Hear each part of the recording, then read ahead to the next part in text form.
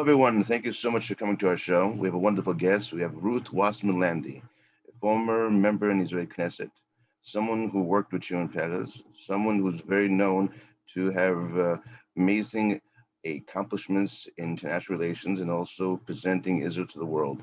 Someone who believes is in activism and has presented Israel in a very positive light.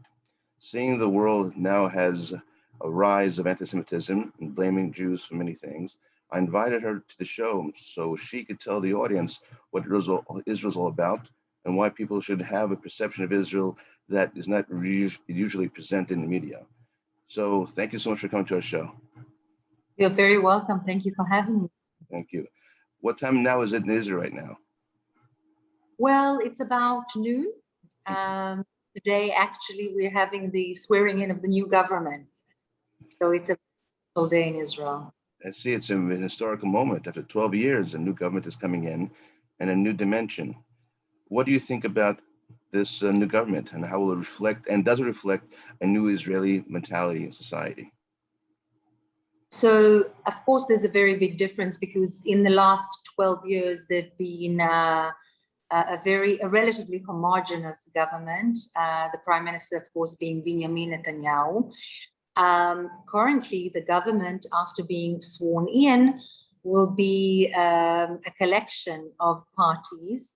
The prime minister initially for the first 2 years will be Naftali Bennett, who is from the Yamina party, a relatively right-wing, even more right-wing than the Likud, which was ousted right now. And after 2 years, it will be, according to the agreement, Yair Lapid, who is, I would say, more central, teeny bit, perhaps, to the left. But there are other parties in this coalition, like my party, Blue and White, like Tikva Hadasha, New Hope, headed the first one, Blue and White, by current Minister of Defense, Benny Gantz, the New Hope headed by Gideon Sa'ar. There's also the Ra'am party, headed by the Islamist Mansour Abbas, which was quite an astounding new thing in Israeli politics and showing how diverse the Israeli society really is. And of course, Meretz and Labour Party on the left. So it's a myriad of different parties coming together. And that certainly is a very different government than the one which was mainly Likud and the ultra-religious parties formerly. Now, we know in history in the past that Israel has had Arab parties within the government. We have the parties back in 1951, and then later on in Yitzhak Rabin, so forth. But what makes unique having Islamist party, Mansour Abbas, in this government? Is it different? Is it radical? Can people ask questions? Can they be trusted? What is the unique part of it about this particular event in the historical political makeup of Israel now? So the involvement of the Ra'am party, being the Islamist party, within the actual government, heading certain committees in the Knesset, in the legislative body, is definitely unique. It has not been done before. There was an agreement in theory during the Rabin period when he was the prime minister, even involvement, but not to the point that there is today. In fact, if I may use a term from our own Judaism, he sort of, in a sense, was kashered to make him kosher to be within the government by Benjamin Netanyahu himself, bringing him in and negotiating with him to join the right-wing coalition, which he himself tried to create, not succeeding, and therefore making the other parties more able to, in terms of public relations, to approach the head of the Islamist party, who has shown tremendous pragmatism, I must say, even more so than the other Arab parties united in the Arab United List, which have shown far less pragmatism than the Islamist party. And in fact, the Islamist party is thus an actual part of the government, which is definitely unique. And we shall see what happens from now on. Now, being a member of the Blue and White Party that's led by Gantz, and Gantz being a former IDF general, being the Ramatkal, the chief of staff. Now, does he himself, and or have you discussed with him the possibility of a security risk, being an Islamist party that maybe, as you said, being very pragmatic, that maybe they're just using this as a stepping stone to create an internal jihad? Because I spoke to Professor Mordechai Keder, and he told me that the idea is basically there's always a jihad in every type of way in the Middle East. We cannot underestimate the idea of what is jihad. And jihad basically means to overcome, to struggle. And there's political, there's economic, there is the social. Is this a possibility, your experience and your knowledge and expertise, that this could be another way of subverting the government? Well, look, there are those who mistrust the Arab element within the Israeli government. It would be not only difficult, but relatively impossible in this makeup of a coalition government with so many parties and so many checks and balances in the legislative, judicial, and executive arms to be able to do anything, quite honestly, that would not have a million more voices on top to check and balance anything out of place, that I don't share this specific concern. To tell you that the Islamic movements originating, of course, in Egypt in the 1920s, in the Muslim Brotherhood is a kosher one? No. Is it exactly the same as what we see now, headed by Mansour Abbas? In my humble opinion and analysis, no. I think that the main objective of Mansour Abbas and his current list is to bring specific civilian and economic benefits to the Arab-Israeli minority in Israel, depending on whom you ask, between 18 and 22% of the population. I think as a staunch Zionist and somebody who made Aliyah at the age of 17, served in the military, serves still in the reserve duty in Israel, and having lived in Lod, which is a significantly complex Arab Jewish city near the airport that have recently undergone a lot of strife between Arabs and Jews, and particularly from the Arab side, a lot of violence towards the Jewish inhabitants. Again, as a Zionist mainly, I think that improving the civilian lives, the infrastructure, the job opportunity for the majority of the Arab population within Israel is a Zionistic objective. Their inclusion into society, education to be more inclusive, understanding, and accepting of the Israeli mainstream society is significantly important to the makeup and the cohesion, the strength of the Israeli society in the future. So I say that this is important, and the inclusion of this party is important not only politically, because otherwise no coalition would have been formed, but also to create a better, stronger Israeli society, because these 22% of the population are simply not going anywhere. Whether we like it, we don't like it, we are comfortable with it, or we are not. So I think that the right thing to do is to work on the inclusion of each and every citizen within the country. My family, our family came to Israel in the 1870s, and we, in fact, my father and his family and so forth had a big involvement to do in 48. My father was, if you go to the Palmach Museum, you'll see articles of my father. My father's was the leader of the 22 who captured Hatzion on Zion and saved 1,700 Jewish men and children of Hatzion in the May 18th, 19th, and 48.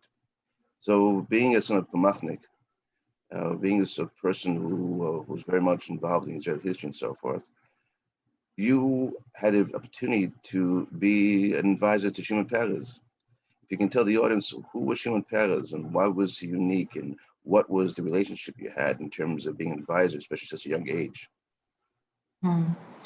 It was really an honor for me to be an advisor for the former president, Shimon Peres, who was one of the founding fathers, really, of this country, country which I love so much. He was a very young man when he joined Ben-Gurion, the founding father and first prime minister of the state of Israel, and was already in the capacity of the Minister of Defense and actually the Director General of the Ministry of Defense at a tremendously young age.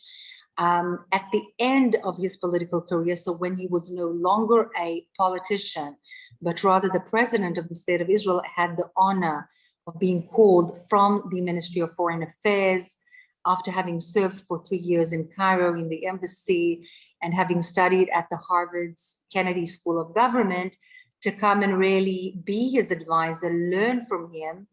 It's kind of strange to speak about advising Shimon Peres on diaspora affairs and international issues. I'm not sure that I did not learn more from him than he from me in terms of advice, but I did have the honor of working with him, consulting with him, writing for him, accepting heads of state from all over the world in the presidency in Israel, and really having this chapter, this honorable chapter, both in my resume and in my heart, having been able to work with this very special man. What did you think you learned from him, from his thinking? What was originality, was perspectives, creativity, his ability to understand people's point of view? What was the thing that really touched you most politically? I think, not politically, but I think the biggest lesson that I learned from him and that I took from him is that absolutely, but absolutely nothing is impossible. He would go to sleep at 11 o'clock. He was a workaholic, so am I. It's so in that sense, we sort of we fitted, but his whole team worked really hard, and he wanted his ideas, which were told to us at 11 p.m. to be already executed at 5 a.m. and he couldn't understand why on God's earth they weren't, if they weren't. So he was very, very full of ideas, full of energy, full of belief that really everything is possible. And he used to say that, the one who doesn't believe in miracles is unrealistic. So that's him. That's what I take with me from former president of the state of Israel, Shimon Peres. Did he ever speak to you about the founding fathers, about working with Ben-Gurion or Moshe Dayan or Eshkol or any of them? No, but Peres wrote many books, and in his books, of course, translated into many languages, including English, one can read and get a beautiful impression of his angle of many of the founding fathers. He particularly adored and admired Ben-Gurion, who was his mentor, so to speak, and who really raised him in a sense, not from childhood, of course, but in the professional realm.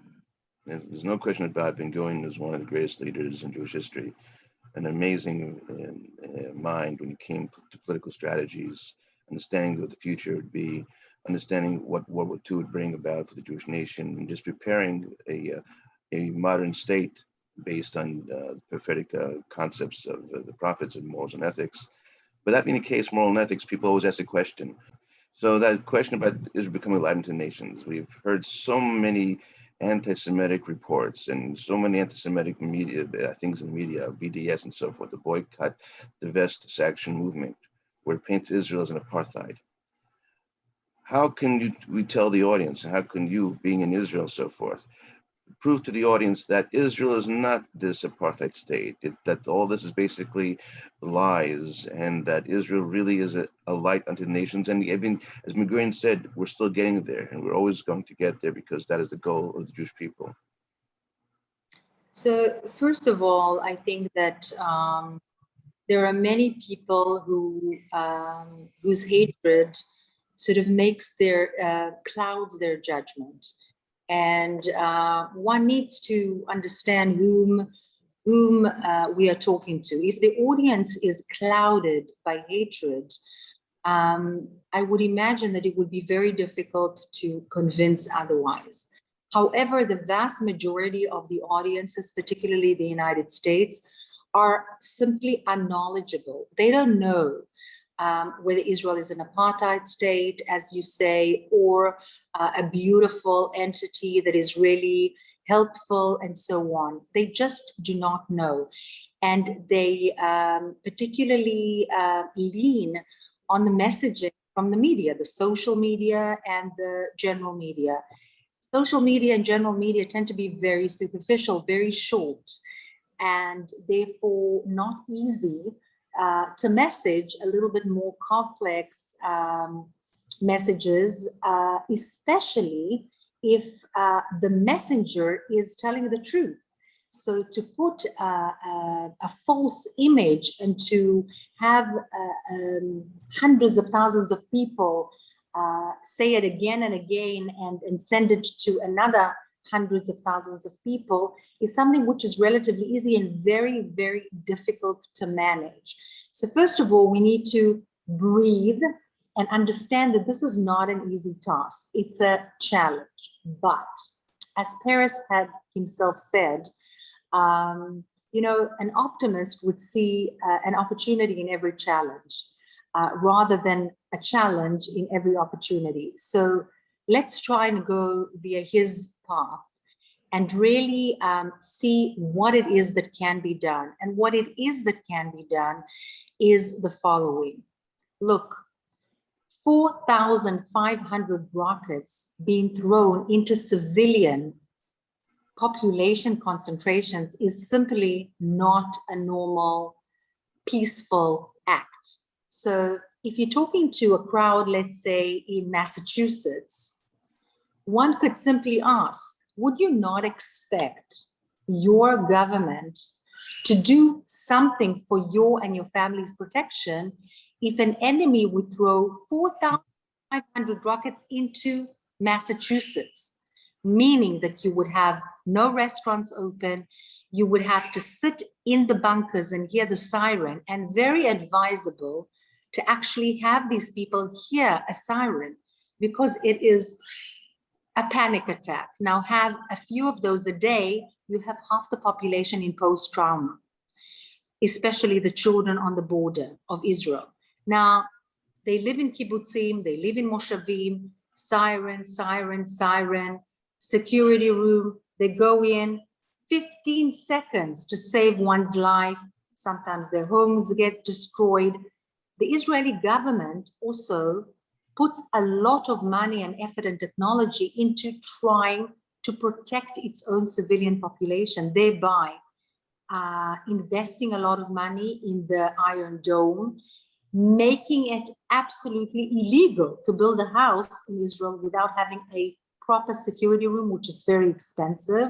In other words, there are precautions that are taken by the Israeli government that cost a lot of money and energy to protect its own civilians. On the contrary, Hamas is using its own civilians as shield. In fact, it's been proved again and again and again that the rockets are being fired from schools. Even UNRWA, the organization which is mainly Palestinian in the United Nations, taking care of the Palestinians in Gaza, has said that a lot of the tunnels were built under schools. These tunnels are not peaceful tunnels. Their aim is to attack Israeli kibbutzim, civilian populations. Kibbutzim don't have soldiers living in them. They have people, women, children, the elderly, and so on. So whereas Israel actually sanctifies life, the Hamas, on the contrary, uses civilian life in order to forward its own relatively harsh objectives. Now, those objectives are not there to be interpreted by Ruth, late Shimon Peres, rabbi, or priest. One only needs to take a look at their own charter, black and white. There's nothing to interpret. They make their mission statement clear. I invite you to take a look. It's written, we want the destruction of the state of Israel. Full stop. So if one wants your destruction, would you not expect your government to protect your own children, your own mother and father if they're elderly, if 4,500 rockets are thrown into a civilian population concentration? So the argument is not a hard one to make. It's just enveloped in a lot of lies and PR tricks that are being manipulated by people who have an interest and then duplicated by lots and lots and lots of people that are themselves being manipulated and they don't know the facts. Lastly, I would invite all of you to invite somebody who doesn't believe for a few days to live with a family on the border of Gaza, on the Israeli side, a regular family, a normative family in one of the kibbutzim or the moshavim, just for 2 or 3 days during rocket attacks. I think that should be enough to make whoever doesn't understand. By the way, I would like to add one more thing. The population, the civilian population in Gaza is experiencing a terrible, terrible tragedy. They have no running water, they don't have electricity, they have no job opportunities, and the Hamas is using them as hostages to promote their own political ends. This is a tragedy. We, as the Jewish people, we're not happy. This is not something that makes us happy. It doesn't have to be a zero-sum game. The money that Israel facilitated and was transferred by Qatar to the Hamas in cash for the last several years was not used for the benefit and the welfare of these poor people by the Hamas. It was used to build more tunnels. That's why there is no running water. There's no electricity. That half of the young people in the Gaza Strip are actually on drugs because they see no hope. Not because Israel is imprisoning the entire Gaza Strip. It is, by the way, because otherwise suicide bombers would go into Israel and bombard themselves, sent by Hamas. But I'd just like to remind those who are listening that we are not the only common border with Gaza. Egypt has one too. And if anybody has forgotten, Egypt too does not open its border to Hamas and to the Gazan population. Why? And more so, why is nobody asking why? Because it's all about Israel. Years ago, I wrote a thesis comparing Israeli media in terms and also Israeli PR from the 1950s, 60s, 70s, and later on. I noticed that the early Zionist masters, in terms of Ben Gurion, Eshkol, and Peres, were masters of PR presentation of Israel to the world, especially Avi Even and so forth. Later on in the 1970s and 80s, Israel became less and less in terms of being a power in terms of using the media. Unfortunately, because of that reason, also the 1982 Lebanon War, and later on the whole mess up with in terms of media, NBC, CBS, and in America, there was a big disconnect between American Jewry and Israeli Jewry. Question is, why doesn't the Israeli government itself, they may have some branches, but they don't see PR as basically a tool, as the founding fathers did. They leave it to small groups or to independent groups, but really they should do. I myself made a BD of a NAP called Fight BDS, and also Media Mythbusters that was sponsored by Roseanne Barr. But why doesn't the Israeli government understand that concept of that they have to make an effort? The same way they have the war effort in terms of military, they should also make a PR effort that they haven't done in many, many years. First, I cannot agree with you. Remind you that in the last 2.5 years, we had 5, actually we had 4 elections, and there was a chance that we'd have the 5th one very soon, and that's why we're having the swearing in of this government after many, many trials that we've gone through. that's not very, let's say, conducive to being able to deal with a lot of issues. One of them, of course, is the Hasbara issue or the PR issue. Second of all, I think in the 70s, there wasn't the issue of social media. There are, after all, 1 billion Muslims and rather fewer Jewish people and people who support Israel. So it's also a matter of numbers, of duplicating a message, which is a very simplified, sometimes even just a picture being sent again and again and again and again, and doing what many words cannot do. So there are inherent difficulties. That doesn't mean that a huge concerted effort does not need to be done. I'm totally with you on that. All I can say, Rabbi Avi, that I extend my hand and offer the possibility for us to do something together. Wonderful. Social entrepreneurship is a wonderful thing. Thank you. I know you're busy now and you have to go to a meeting. One last question to ask you. If you can tell the audience, because sometimes the audience thinks that the Arab population or the Jewish population, the non-Jewish population, may not have the same equal rights, the same benefits. And if you can dispel that misnomer, just the opposite, that the non-Jewish citizens in Israel have the same opportunities as the Jewish citizens. So first of all, for those who don't know, Israel is not homogenous in any way. It has between 18 and 22% of its population being non-Jewish, the majority of it being Arab Muslim. Some of the Arab Muslims are Bedouins living in the south, some Bedouins living in the north, some non-Bedouin Muslims. All the Bedouins are also Muslims. Furthermore, there are also Christians that are in fact Arabs, and Druze who are neither Muslims nor Christians, but they speak Arabic, being of a different religion. All of the Druze in Israel and some of the Bedouins are serving in the IDF. We have judges who are Arab, we have CEOs of hospitals, many doctors in the country are of Arab origin. You can study in universities, which brings me to the issue of apartheid. I lived in South Africa just after apartheid stopped being legal. There were benches in the parks still having signs on them saying whites only, blacks only, and coloreds only. God forbid that this will ever happen in our country. An Arab citizen of the state of Israel can vote, which blacks could not do under apartheid.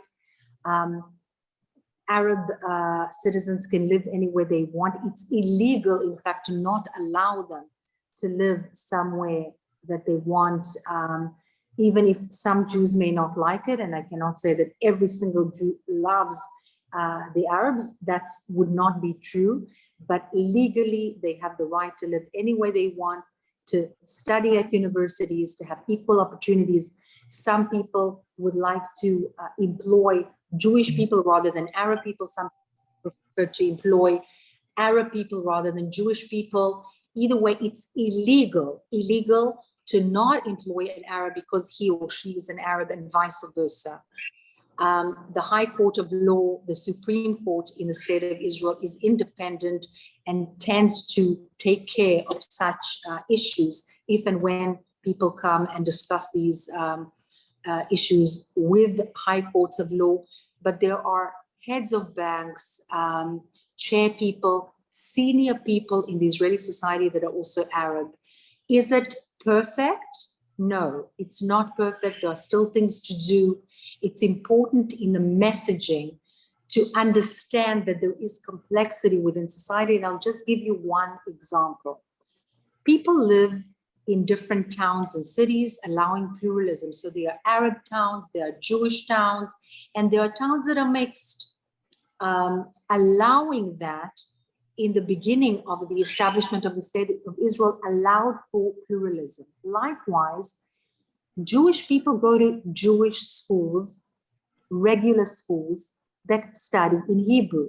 Those are the secular Jews. There are also different schools for the national religious. So if you have a kippah on your head and you are not ultra-Orthodox or secular, you have your own stream of schooling. Why? Not to segregate, but rather to honor your wish to study in a different manner. Likewise with the ultra-Orthodox. If you want a different kind of lifestyle, such as the ultra-Orthodox, you may study in ultra-Orthodox schools.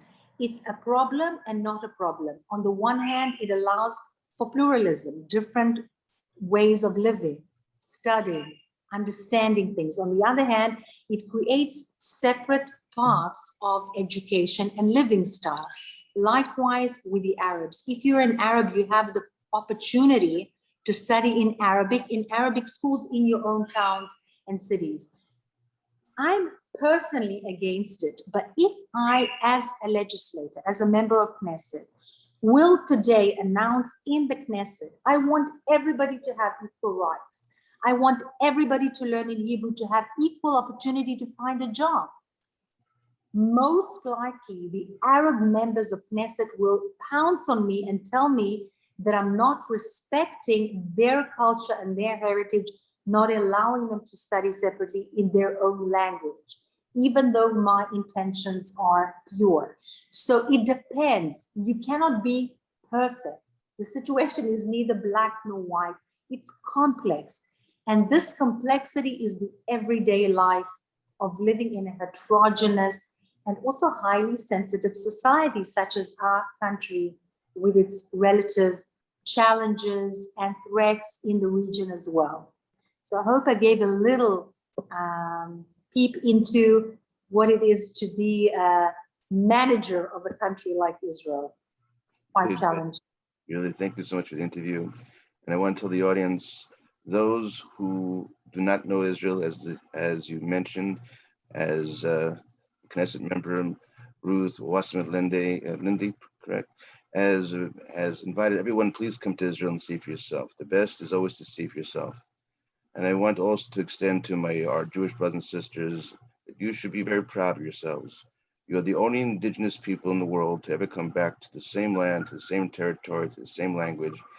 First time in 2,000 years that no other people has done. We should be inspiration. We are an inspiration to all those who are indigenous. And Israel has produced an incredible social, national liberal movement of a nation whereby a nation has retained its identity in real time with a physical state and has provided and does provide tremendous and beautiful rights to all its citizens. And so we take the invitation and we will meet you in Israel. Inshallah, and there's not a. Thank you so much. Thank you. Take care. Bye-bye. Bye-bye.